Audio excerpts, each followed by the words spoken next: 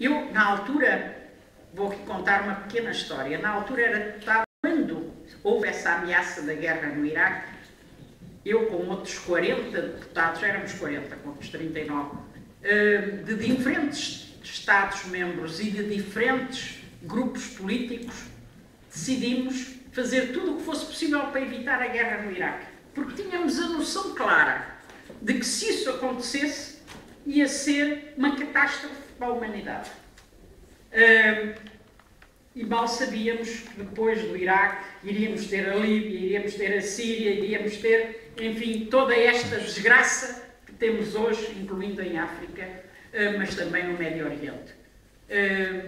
E esses milhões de pessoas a fugirem da guerra e, naturalmente, a chegarem à Europa. Muita gente na Europa só agora é que está a dar por ela que havia guerras para lá, por causa da questão dos refugiados.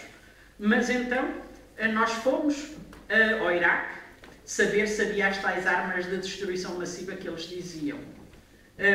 Não reunimos com Saddam Hussein, como aqui em Portugal me chegaram a acusar, mas reunimos com muitas organizações que havia lá e todos disseram que não havia armas de destruição massiva.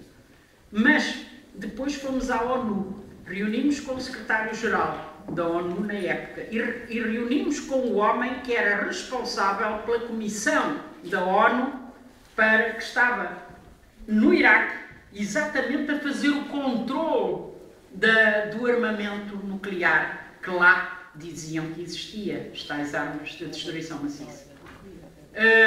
E eles disseram, quer o secretário-geral, quer ele, responsável da comissão, disseram que isso era mentira. Que até ao momento não tinham descoberto nada e já lá estavam há muitos meses, já tinham feito muita investigação e não havia. E então fomos também ao Congresso norte-americano, alguns até ao Pentágono, não foi o meu caso, eu fui mesmo ao Congresso, com outros, e reunimos com os congressistas americanos que aceitaram receber-nos. Os republicanos nenhum aceitou, mas nos democratas houve alguns que aceitaram, com escritores, poetas, artistas diversos, demos conferências de imprensa e quando chegamos ao Parlamento Europeu demos conta de tudo isso, de que nos tinham dado os dados concretos de que não havia armas de destruição massiva e que era um erro muito grave avançar com aquela guerra. Bom, o que se passou a seguir vocês sabem, e eles fizeram. E claro, mais tarde eu ouvi Durão Barroso dizer que tinha sido enganado. E eu pergunto, foi enganado por quem? Foi enganado porque quis ser enganado. Porque nós dissemos e levámos, inclusivamente, depois levámos o responsável da comissão da ONU que estava no Iraque a fazer esse trabalho nomeado pela ONU ao Parlamento Europeu e afirmou lá o mesmo que já nos tinha afirmado em Nova Iorque. E, portanto, eles enganaram-nos. Enganaram-nos porque quiseram ser enganados, porque a única palavra que contava era do Bush. E, portanto, o Bush queria fazer a guerra e usou esse argumento que havia as armas de destruição massiva para a fazer. E, naturalmente, que está aí, hoje ainda, a origem de toda a gravidade da situação e do que se passou a seguir. E, por isso, nós dizemos que há muitas guerras. E uma é a guerra da mentira, é a guerra ideológica, é a guerra que usa as palavras para enganar os povos, para os levar a entrar em lutas contra outros povos ou a aceitarem passivamente isso. Hoje, em que a NATO anda a intervir, agora até querem meter a NATO na luta contra a vinda de refugiados para a Europa. Eu gostava de perceber o que é que a NATO vai fazer para isso. Vai meter os barcos, bombardear os barcos dos refugiados, vai impedir que os refugiados entrem nos barcos, enfim. É de facto algo inconcebível. Inconcebível. Mas a verdade é que na Cimeira de Lisboa, em 2010, eles alteraram os estatutos da NATO, que hoje tem 28 Estados-membros, mas estão aí a anunciar que vão entrar mais, e têm depois acordos com muitos outros, e alteraram os estatutos e nas cimeiras seguintes aprofundaram essa alteração, e hoje é a única instituição político-militar internacional que tem nos seus estatutos a possibilidade de utilização de armas nucleares mesmo em primeira mão, ou seja, ser o primeiro a tomar a iniciativa.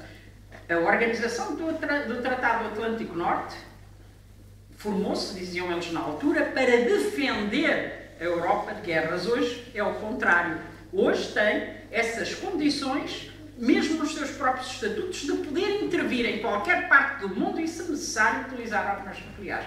Portanto, não estamos a falar de nenhuma brincadeira. Isto é algo muito mais grave, que naturalmente é escamoteado na nossa comunicação social, e sempre nos dizem o contrário, sempre nos dizem que é para nos defender, como de armas de destruição dos outros, enfim, vão criando os outros, vão criando esses grupos armados que foram financiados, apoiados, ensinados pelos mesmos de sempre, e depois, naturalmente, dizem que são um perigo e que é preciso combatê-los. E eu recordo as histórias do Iraque, do Afeganistão ou da Líbia. Lembram-se quando foi da invasão da Líbia, disseram que era que não era uma invasão, era apenas controlar uma zona para evitar os voos do Gaddafi, que estava a matar o seu povo. Bom, o que se passou a seguir hoje, é claro, com a NATO a invadir a Líbia, de facto foi a destruição daquele país, e hoje ali campeiam bandos armados, os mesmos que depois vão fazer, enfim, as guerras na Síria e noutros lados. E, portanto, esta situação que foi criada pelos mesmos tem causas também. Porquê é que eles fizeram isto em relação ao Iraque e aos outros todos? Se vocês repararem, Iraque, Líbia, Síria, o que é que têm de comum? O petróleo. Sim, o petróleo é um ponto comum em todos eles. Mas, por acaso, quando foi do Bush que decidiu a invasão do Iraque, com o apoio dos outros, como já sabemos, tinha um vice-presidente que, por acaso, era o acionista maioritário de várias empresas que hoje estão a reconstruir o Iraque, dizem eles, na reconstrução do Iraque. Como há de ser na Líbia ou como há de ser na Síria, se os deixarem, não é? Ou seja, portanto, a guerra económica também, que é provavelmente a causa fundamental e geoestratégica de controle. Mas ainda mais, só duas coisinhas que gostava de vos dizer, porque há dias, está aí agora um outro problema, uma outra questão em cima da mesa. Todos sabemos que Cuba tem sido vítima do bloqueio económico, que aliás se mantém, apesar de os americanos terem sido obrigados ao fim de 50 e tal anos a reconhecer que aquele povo não vergava e que, mesmo apesar de estar lá a 100 milhas, não é, dos Estados Unidos, e de lhes fazerem um embargo económico e de não terem relações com eles e de os acusarem de terroristas e de tudo e mais alguma coisa, a verdade, que aliás a União Europeia também fez, não é? Também cortou, também considerou do mesmo modo e cortou também relações.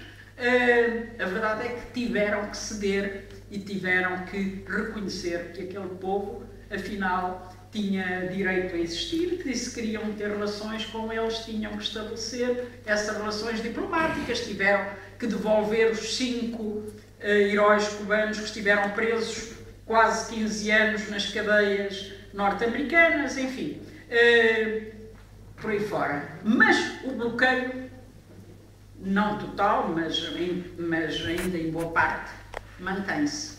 No entanto, o ano passado, mais uma vez, na Assembleia Geral das Nações Unidas, isto mostra também as limitações das Nações Unidas, Mais uma vez houve uma votação contra o bloqueio norte-americano. Muitos certamente saberão quais foram os resultados dessa votação. 190 e tal países votaram contra o bloqueio norte-americano e 2 votaram a favor. Quais 2? Estados Unidos e Israel. Os Estados Unidos e o outro? Israel. O seu amigo Israel.